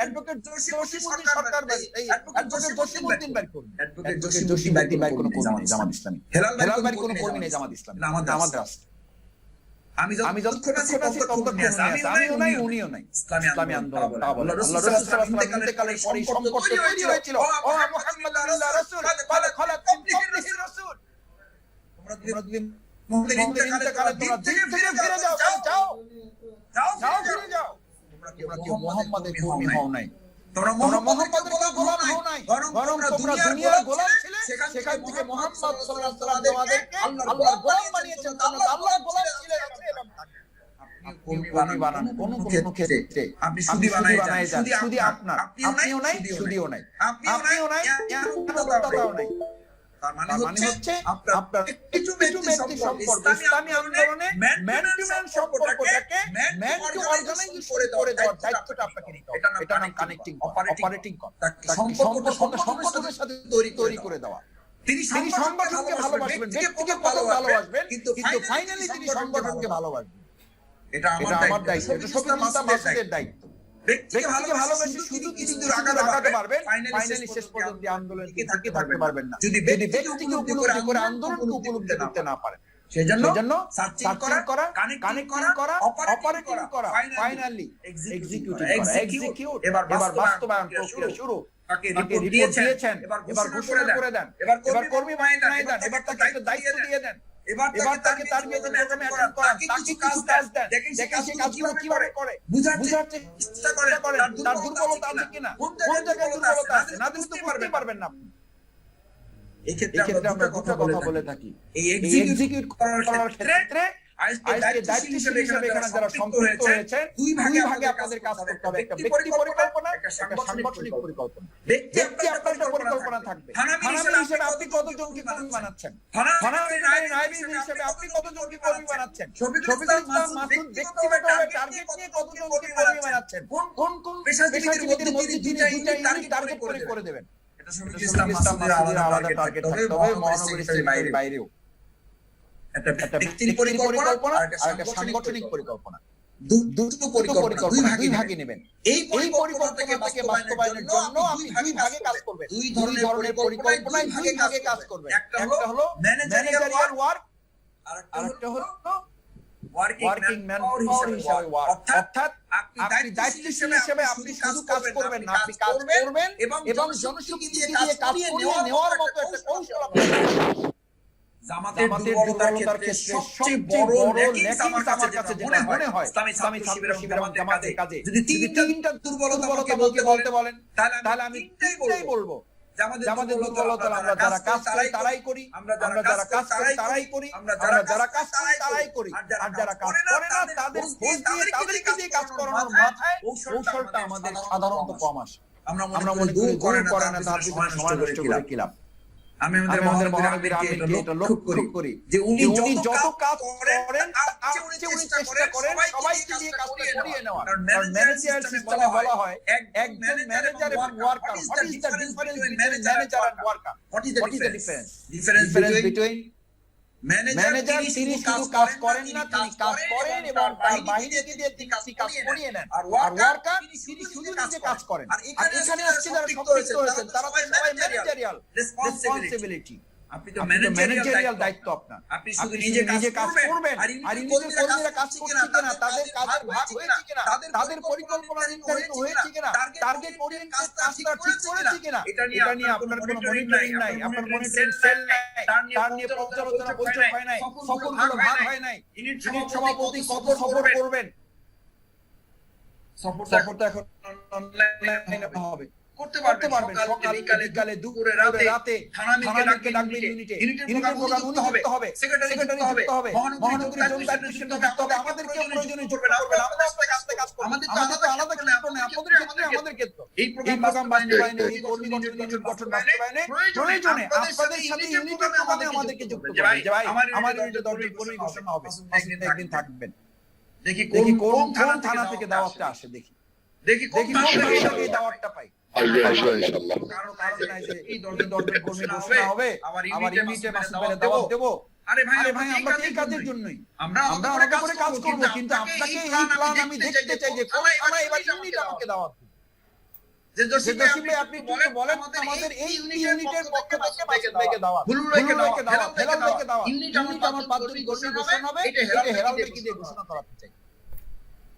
ম্যানেজারি ওয়ার্ক, আপনি কাজ করবেন শুধু না, আপনি জনশক্তির মধ্যে কাজের একটা ডিস্ট্রিবিউশন করে দেবেন, প্ল্যান করে দেবেন, সেটা এক্সিকিউট করার জন্য একটা মনিটরিং সেল করে দেবেন, এটা তত্ত্বাবধান, টাইম টু টাইম তত্ত্বাবধান করা, মাঝে মধ্যে একটু বসা, 6টা ডেট করেছে আপনাদেরকে বসার জন্য, 6টা ডেট করতে থানার করার কথা, ফিক্স হয়ে যাওয়ার কথা, আশা করি আপনারা ফিক্স করে ফেলেছেন। এই ফিক্স করার কাজে তাদেরকে কি জবাবদিহি নেবেন সেই কাজগুলো তাদেরকে ভাগ করে দেওয়া, ওখানে বলছে আবার করা হবে, শুধু উইল বি হবে, ফিউচার টেন্সে কথা বলা বন্ধ, সব কথা হবে পাস্ট টেন্স এবং প্রেজেন্ট টেন্স। কিছু কাজ করেছি, কিছু কাজ চলমান, হবে বলতে কোনো কথা নাই, হবে বলে কথা ওই হবের খাতায় থাকে। কর্মী গঠন নির্বাচন মাসে পর্যালোচনা মিটিং মানে দুই ধারায় কথা বলবেন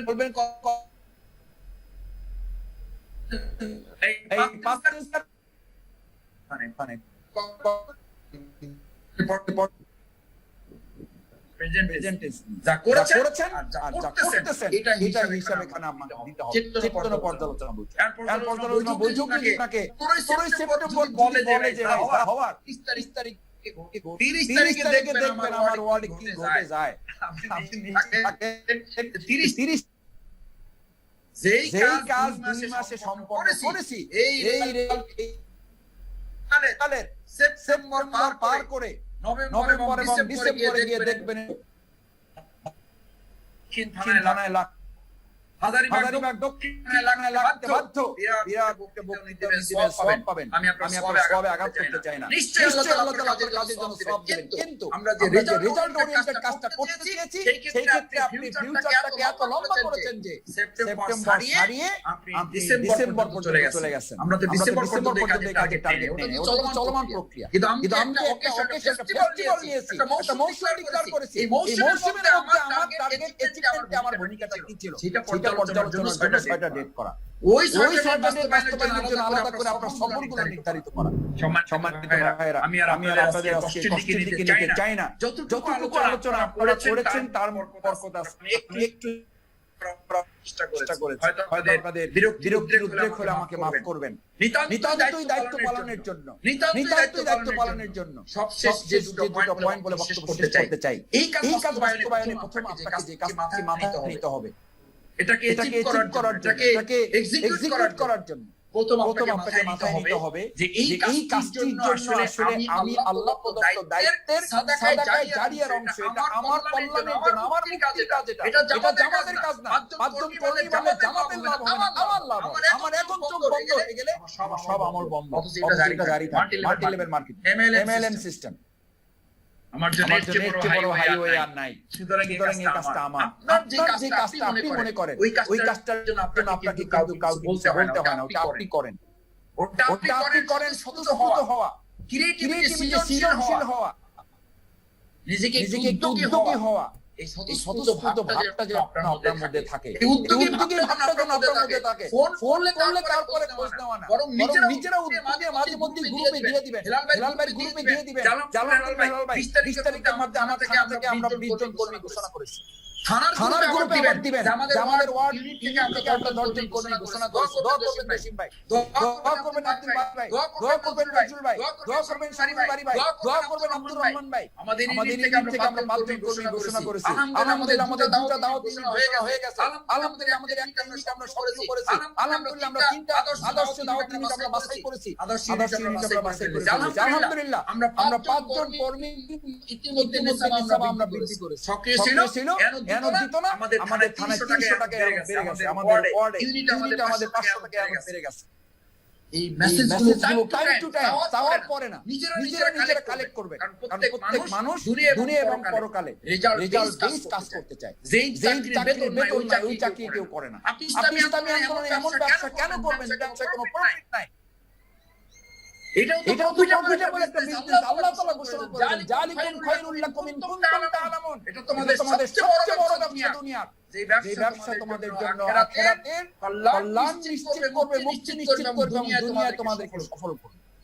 আলাদুল মালা তিজারাতিন তুনজিকুম মিন আযাবিন আলীম। এমন ব্যবসার কথা বলবো, সেই ব্যবসা। এই ব্যবসায় কর্মী বানালে আপনি এই ইউনিট বাড়াবেন, যে ইউনিট বাড়ালে মসজিদ বাড়ালে একজন মসজিদ থেকে মুসল্লি হয়, ওই মুসল্লি মসজিদ থেকে বড় হয়ে যেই মুজাহিদ হিসেবে তৈরি হবে। আপনি হয়তো মসজিদ তৈরি করার সক্ষমতা অর্জন করেন নাই, কিন্তু আল্লাহ আপনাকে একটা ইউনিট তৈরি করার সক্ষমতা দিয়েছেন। আমি বিশ্বাস করি আয়াতের বর্ণনা অনুযায়ী। এটা আমার নিজের উপলব্ধি থেকে আপনাকে বলছি আমার ভাইরা, শেষ কথাটি আপনি ভালোভাবে মাথায় নিতে পারলে আশা করি আপনার ভালো লাগবে। আল্লাহ তাআলা কোরআনে উল্লেখ করেন সাকায়াতুল হাজ ওয়া ইবাদাতুল হারাম কামা আমানা বিল্লাহ মা ইয়াসতাউনা ইল্লাল্লাহ। কেন তোমরা মনে করো মসজিদ হারাম এবং হাজীদের পানি পান করানো এই কাজটি উত্তম। মসজিদ নির্মাণ করা, মসজিদ আবাদ করা, মসজিদ হারাম মালিক আল্লাহ স্বয়ং নিজে, সেটার কথা আল্লাহ উল্লেখ করে আপনাকে স্মরণ করে দিয়েছেন। কামান আমানা বিল্লাহি ওয়াল ইয়াউমিল আখির ওয়া জাহাদা ফি সাবিলিহি লা ইয়াসতাউনা ইল্লাল্লাহ। মসজিদ নির্মাণ করা হয়তো আপনার পক্ষে সম্ভব হয় নাই। একটা ইউনিট নির্মাণ করে আপনি ওই মুসলিমদের মুজাহিদ করার সিদ্ধান্ত নেওয়ার মতো একটা কার্যকরী পদক্ষেপ নিতে পারেন। বিশ্বাস করি আল্লাহর কাছে মসজিদ নির্মাণের চেয়ে বেশি পছন্দের কাজ। মর্যাদার দিক থেকে এটাকে বেশি বলা হয়েছে। লা ইয়াসতাউনা ইল্লাল্লাহ। মর্যাদার দিক থেকে এটা সমান নয়। আমি বলছি না যে আপনি নির্মাণে সহায়তা করবেন না। ভাইরা আজকে মসজিদ নির্মাণ করার জন্য নির্মাণের সিদ্ধান্ত নিয়েছেন। সেই নির্মাণে ওই সুদখোররা সহযোগিতা করার কথা মামলায় ফাঁসিয়ে শাহাদাতের মঞ্চে পাঠিয়ে জেলখানা দরজাগুলো মুক্ত করে বন্দুকের নল আপনার ঠেকিয়ে প্রত্যেকটা বুলেট আপনার দিকে তাকিয়ে পৃথিবীর সমস্ত জালিমের রক্তগুলো আপনার দিকে তাকিয়ে থেকে এই নির্বাসনে আপনাকে প্রতিবন্ধকতা করছে। কেন জানেন? ওই মসজিদ থেকে মুসলিম হয়ে তারা তো নির্ভরী হয়ে ওখান থেকে মুজাহিদ হয়ে না বেরোতে পারে। তাহলে আপনার চ্যালেঞ্জ মসজিদ নির্মাণ নাকি আপনার ইউনিট গঠন? আমার কাছে আমার মন বলে আমি মসজিদ নির্মাণের তৌফিক পাই অর্জন করতে পারলে আলহামদুলিল্লাহ, কিন্তু আমাকে যদি আল্লাহ সেই তৌফিক কখনো না দেয়, আমি যদি ইউনিট করে যেতে পারি, পাঁচটা ইউনিট করে যেতে পারি, তাহলে ওই মসজিদ থেকে বের হয়ে আসা মুসলিমকে মুজাহিদ করবে, যেটা ঘোষণা আল্লাহ কোরআনে দিয়েছেন, লা ইয়াস্তাউনা ইনদাল্লাহ, মুসলিম তৈরি করা মুজাহিদ তৈরি করা আল্লাহর কাছে কথা নয়। যে মুসলিমরা মসজিদ থেকে বের হয়ে ইউনিটের সাথে সম্পৃক্ত হয়ে মুজাহিদ হবে না, হাওয়াইলুল মুসাল্লিন, ওই মুসল্লিদের জন্য ধ্বংস। আমার প্রিয় নবী রাসূল সাল্লাল্লাহু আলাইহি ওয়াসাল্লাম এই হাদিসটি উল্লেখ করে বলতে চাই, قال رسول الله صلى الله عليه وسلم مساجد الإمام ربنا خير الهدى وليس فيه مؤمن। ভাইরা ভাবছেন আমি আমার নিজের মতো করে কথা বলছি, ভাবছেন আমি কোন দায়িত্বশীল উদ্ধৃতি দিচ্ছি, ভাবছেন আমি কোন পীর সাহেবের কথা বলছি, ভাবছেন আমি কোন মুফতি ফকির কথা বলছি, ইসলামের স্কলারের কথা বলছি। নো, রাসূল করিম সাল্লাল্লাহু আলাইহি ওয়াসাল্লাম 1400 বছর আগে এই মসজিদ এবং ইউনিটের গুরুত্ব বুঝাতে গিয়ে মাসাদ তোমরা সময় তোমাদের কাছে আসবে, মসজিদগুলো মুসল্লিতে পরিপূর্ণ হয়ে যাবে, মাসাজিদ মসজিদগুলো মুসল্লিতে পরিপূর্ণ থাকবে, ওয়া খারাবু মিনাল হুদা, অথচ হেদায়েত শূন্য, হেদায়েতের সুযোগ থাকবে না, ওয়ালাইসা ফিল মুমিন, ওখানকার ইমাম থেকে খতিব পর্যন্ত, খতিব থেকে মুতাওয়াল্লি পর্যন্ত, মুতাওয়াল্লি থেকে মসজিদ পর্যন্ত একজন ইমামদার খুঁজে পাওয়া যায়, ওয়ালাইসা ফিল মুমিন, তাদের মধ্যে একজন ইমামদার থাকবে না, অথচ মুসল্লিতে পরিপূর্ণ থাকবে। সেই পরিপূর্ণ মুসল্লিকে ধরে সেই সাথে সম্পৃক্ত করে মুজাহিদ করার এই গুরুত্বপূর্ণ কাজে সম্পৃক্ত হতে পারাটা আল্লাহর কাছে সবচেয়ে মর্যাদাবান কাজ। লা ইয়াস্তাউনা ইনদাল্লাহ, আল্লাহর কাছে এর চেয়ে মর্যাদার আর কোনো কাজ দুনিয়াতে আল্লাহ তৈরি করেন না, তার চেয়ে বড় ইবাদত আপনাকে দেন নাই। সেজন্য অনুরোধ করছি ভাইরা, এটা আমার জামাতের কাজ, হেলাল ভাই দেওয়া কাজ না, নুরুল ইসলাম ভাই দেওয়া কাজ না, ডাক্তার শফিকুর রহমান ভাই দেওয়া কাজ না, এটা আল্লাহ প্রদত্ত দেওয়া দায়িত্ব আপনার মুক্তির জন্য, আপনার দুনিয়ার কল্যাণের জন্য। যদি সেভাবে দিতে পারেন তাহলে আশা করি আল্লাহ এবং পরিস্থিতি সফল করতে পারবো, সংকটকালীন বের হওয়ার জন্য, মুক্তি রাস্তা বের করার জন্য, করোনা সংক্রমণের এই ভয়াবহতা থেকে বাঁচার জন্য আল্লাহর রাজ্য, আল্লাহর রাজ্য প্রতিষ্ঠা করাই ইমানদারদের সবচেয়ে বড় পথ, সবচেয়ে বড় ওয়ে আউট, সবচেয়ে বড় রাস্তা। এটা ছাড়া বিকল্প ভ্যাকসিন আবিষ্কার করে ওয়ার্ল্ড হেলথ অর্গানাইজেশন বলে দিয়েছে আগামী 5-7 বছরে এটার কোনো ভ্যাকসিন আবিষ্কার হবে না, সম্ভব হবে না। আর আল্লাহ রাসূল সাল্লাল্লাহু আলাইহি ওয়াসাল্লাম বহু আগে বলেছেন বিলামসালে ওয়ালামসাল, এই সমস্যা যাবে, আরেকটা সমস্যা তোমাদেরকে ঝাপটে ধরবে, এই সমস্যা থেকে তোমাদের মুক্তি নাই, মুক্তির পথ একটা ইসলামী আন্দোলন। ফাসানুয়াসসিরহু লিল-ইসরা ফাআম্মা মান তাওয়াত্তা ওয়াত্তাকা ওয়াসাদ্দাকা বিল হুসনা, আল্লাহ রাজ্য, আল্লাহ রাজত্ব প্রতিষ্ঠার কাজে যদি নিজেকে সম্পৃক্ত করতে পারো, আল্লাহ তাআলা এই সমস্ত সংকটগুলো থেকে আমাইয়াত্তাকিল্লাহ ইয়াজআল মাখরাজান, সমস্ত বিপদ মুসিবত থেকে বের করে আলাদা করে রাখবে, হ্যান্ড স্যানিটাইজার আপনাকে মুক্ত করে আলাদা দিতে পারবে না, পার্সোনাল প্রোটেকশন ইকুইপমেন্ট আপনাকে এই মুসিবত থেকে আলাদা রাখতে পারবে না। যদি রাখতে পারলে আমেরিকাকে আল্লাহ তাআলা প্রথম হেফাজত করতেন, আর সেই আমেরিকা গোটা পৃথিবীর শান্তি সুরক্ষার দায়িত্বের নেতৃত্ব দেওয়ার কথা, তার পরিবর্তে এখন তারা লাশের মিছিলের নেতৃত্ব দিচ্ছে। কেন? যদি মাস তাদেরকে বাঁচাতে পারলে তাহলে আমেরিকা বেঁচে যেত, ইতালি বেঁচে যেত, জার্মান ফ্রান্স বেঁচে যেত, চায়না বেঁচে যেত। আল্লাহ বলেছেন নো, ওটা তোমাদেরকে বাঁচাতে পারবে না, তোমাদেরকে বাঁচাতে পারবে কারণে ভাইরাসের আগমন, কারণ হচ্ছে আল্লাহ রাজ্য, আল্লাহ রাজত্ব প্রতিষ্ঠিত না থাকা। আর সেই আল্লাহ রাজ্যে, আল্লাহ রাজত্ব প্রতিষ্ঠার জন্য পরিবর্তনের কোনো বিকল্প নেই। এটা ইসলামের রাষ্ট্র গঠনের প্রাথমিক প্রক্রিয়া। এই প্রক্রিয়া নিজেদেরকে সম্পৃক্ত করার মধ্যে করোনা সংক্রমণের মতো এরকম আযাব, এরকম গজব, এরকম শাস্তি, এরকম পরীক্ষা থেকে মুক্তির একমাত্র পথ। আসুন সেই মুক্তির পথ হিসাবে জান্নাত থেকে জাহান্নাম থেকে বেঁচে জান্নাতে যাওয়ার জন্য, দুনিয়ার এই সংকট থেকে মুক্তির জন্য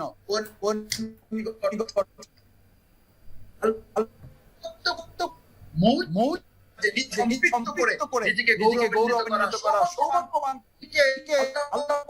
হিসাবে ঘোষিত করতে পারার এই গৌরব যেন আপনি অর্জন করতে পারেন, সেই কাজে যেন আপনি সম্পৃক্ত হতে পারেন। আল্লাহ তাআলা আমাকে সেই তৌফিক দান করুন। এই প্রত্যাশা ব্যক্ত করে আবারও লম্বা সময় ধরে আপনারা ধৈর্য ধরে শুনেছেন, আপনাদের প্রতি আন্তরিক কৃতজ্ঞতা জ্ঞাপন করে সবাইকে আল্লাহ তাআলা মাফ করুন। আমাদের আলোচনা যদি কোনো বিচ্যুতি হয়ে থাকে নিজ গুণে তা আমাদের ক্ষমা করুন। শুধু আল্লাহ শিক্ষা আমার আসসালামু আলাইকুম ওয়া রাহমাতুল্লাহি ওয়া বারাকাতুহু।